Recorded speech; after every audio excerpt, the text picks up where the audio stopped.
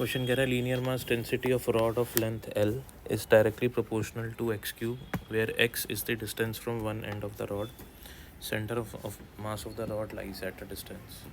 देखो रॉड दिया आपको, सपोज मैंने इसको कोऑर्डिनेट एक्सिस पे रख लिया ना, इसकी लेंथ L है, इसका मास है स्मॉल m, यहाँ लिख देता हूँ मैं स्मॉल m इसका मास है, ठीक है।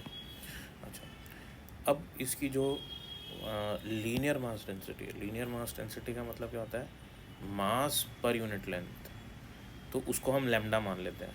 तो जो लीनियर मास डेंसिटी है, यानी कि अब मैं उसको लैम्डा बोला करूँगा, वो एक्स क्यूब के प्रोपोर्शनल है।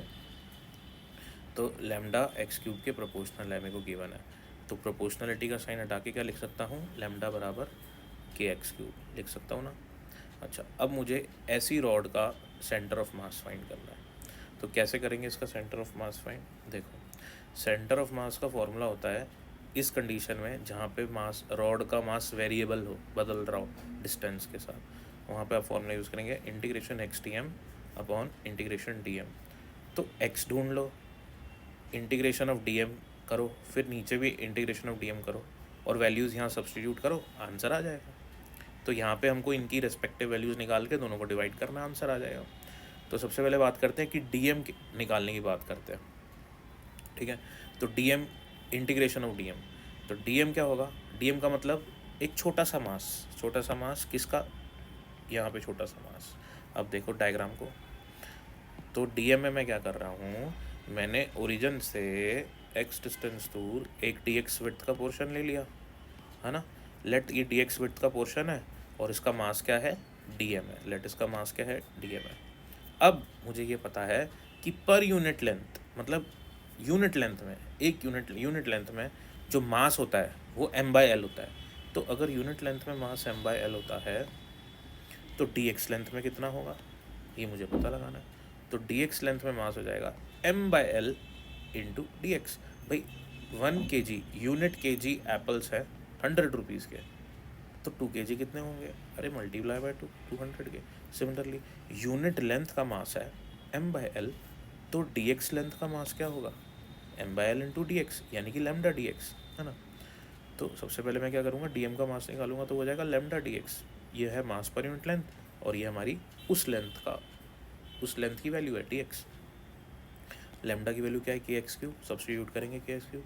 अब इसको इंटीग्रेट करेंगे, तो इंटीग्रेट करूँगा तो मेरे पास टोटल मास आ जाएगा। इंटीग्रेशन ऑफ डी एम का मतलब टोटल मास रॉड। तो 0 से एल तक इसको इंटीग्रेट करेंगे, तो यहाँ 0 से एल तक, क्योंकि टोटल लेंथ एल है, तो के एक्स क्यूब का इंटीग्रेशन हो जाएगा आपका, के तो बाहर चला जाएगा, एक्स की पावर 4/4 0 से एल, और लिमिट सब्स्टिट्यूट करेंगे तो इंटीग्रेशन ऑफ डी एम आ जाएगा आपके पास के एल की पावर 4/4। आई बात समझ में? तो ये हमारी यहाँ की वैल्यू आ गई। ऊपर वाली वैल्यू निकालनी है, वो भी ऐसे निकाल लेंगे। तो ऊपर क्या थी वैल्यू, इंटीग्रेशन एक्स, ये रहा डी एम, लिखो वैल्यूज़। इंटीग्रेशन अभी भी 0 से एल तक, क्योंकि रॉड 0 से शुरू हो रही है और कहाँ तक है, रॉड एल तक है ना। तो इंटीग्रेशन की लिमिट्स भी यही रहेंगी। तो x को मल्टीप्लाई करेंगे एक्स क्यूब से, तो x की पावर 4 आ जाएगा। फिर से वही अपना हो जाएगा, 0 से l तक इंटीग्रेट करना है, एक्स क्यूब का इंटीग्रेशन होगा x की पावर 5/5, 0 से l इंटीग्रेट करेंगे, डिनोमिनेटर ऐसे ही चल रहा है हर जगह। तो ये हो जाएगा आपका KL5, KL राहुल नहीं, KL की पावर 5/5, और डिनोमिनेटर में ये 4 ऊपर चल जाएगा, 4/KL की पावर 4। ये कैंसिल हो जाएगा, k से k गया, l की पावर 4 से l की पावर 5 गया, तो ऊपर रह गया 4, नीचे रह गया 5 और एक l। तो x centre of mass origin से 4l/5 दूरी पे है, यहाँ से 4l/5 और वहाँ से l/5। तो ये आपका आंसर हो जाएगा।